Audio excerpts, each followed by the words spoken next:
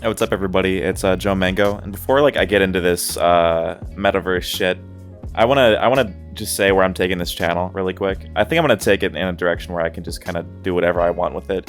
From now on, I'm just gonna be making videos whenever I feel like it, about whatever I feel like, and I feel like it's a lot healthier to start off YouTube that way, in a way where you make sure you enjoy it instead of just trying to put things out there consistently for no reason. So yeah. So getting into this metaverse shit.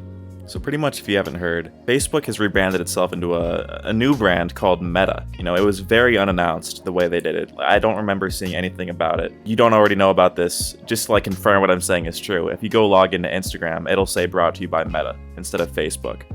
You know, it's really odd that they just changed it that way and no one really noticed it. As this new company, Meta, they've announced a new project, which is a new VR experience.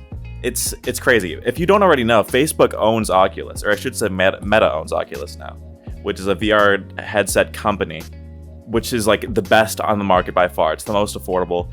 If you're gonna get a VR headset and you're not fucking rich, you're gonna get an Oculus. So pretty much you have to make a Facebook account to even use this thing. This new VR thing that they're mentioning, it's gonna be completely immersive. If you know what VR chat is, it's pretty much that, but scaled up. It's going to be a lot higher quality, and it's Facebook's, I should say Meta now. It's going to be Meta's own individual thing. They'll have complete control of it. They'll be able to update it whenever they want, change it however they want. And as the multi-billion-dollar company they are, they can really make this thing crazy high quality, crazy addictive. People are going to be hooked on this fucking thing. Obviously, if you're going to want to get someone hooked onto this new VR experience, if we're taking Meta's perspective here, what they're going to want to do is get you completely addicted to this fucking thing. They have constant control of what you're doing, what you like. They have all the information about you the longer you spend in this experience that they're coming out with. A problem with VR is it only takes control over 2 of your senses. You still have 3 other ones that are not being used at all while you're in VR, because it's impossible, right? We can see, we can hear in VR. How would we feel in VR? How would we taste in VR, you know? What about the other 3 senses? Now, that's where this other thing comes in. You probably might have, you've probably heard about this, honestly. Elon's coming out with a microchip that you implant into your fucking brain or your neck or something. I'm not really sure how to explain this chip in a way that would present it as what it's meant to be, but I'll show you this fucking video. This is a video of a monkey playing Pong with its brain. No controller. It's playing Pong with its brain for a banana smoothie. Fucking Christ. This is actually nuts. Just to look at it. Now, Elon said that this is the long-term goal of this chip is to help people who don't have full control of their body control their body anyway, just with their brainwaves and shit. And as good of a cause as that is, this shit is kind of scary, you know? It's a chip that's implanted in your brain. If they do this in a way where they can see what you're fucking thinking and stuff, then we won't even have privacy in our own mind. I don't know. It's just kind of nuts to think about that someone could have control of our mind.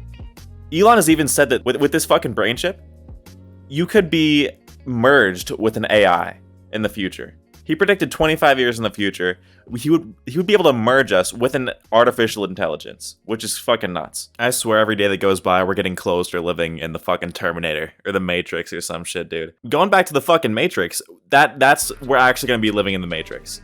It's gonna become Terminator in a few fucking years after, you know. Skynet's gonna become Meta. That's pretty much how it's gonna go in a decade. That's my prediction. But the Matrix is almost here.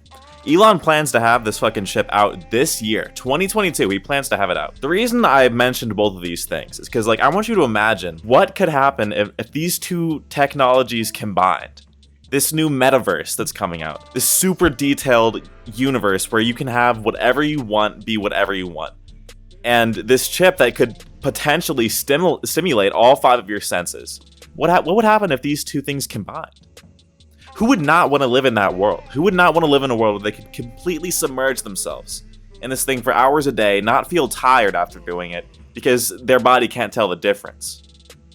It's pretty much our world, but anything you don't like about it doesn't have to be there.